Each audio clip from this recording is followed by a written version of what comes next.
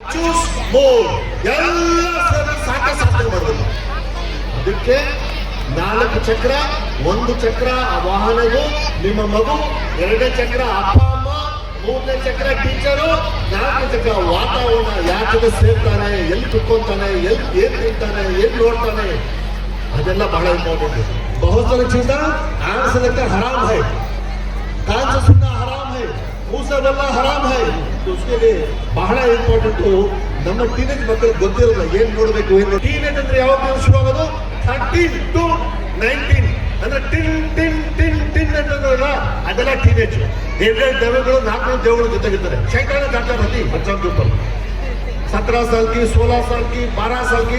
आज मैं एक हिंदू पेपर में आर्टिकल पढ़ रहा था. 10 साल की लड़की गुजरात स्कूल में एक लड़के के साथ में भाग गई.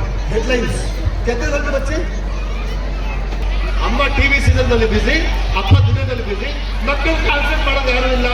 ಅಲ್ಲೆಲ್ಲ ಒಳ್ಳೆ ಮಕ್ಕಳು ಪ್ರಿನ್ಸೆಸ್ ಅಲ್ಲಿ ಯಾರು ಪೇರೆಂಟ್ಸ್ ಇದ್ದಾರೆ, ಅವ್ರು ಬಹಳ ಒಳ್ಳೆಯವರು, ಬಹಳ ಜನ ರೈತರು, ಹಳ್ಳಿ ಜನ.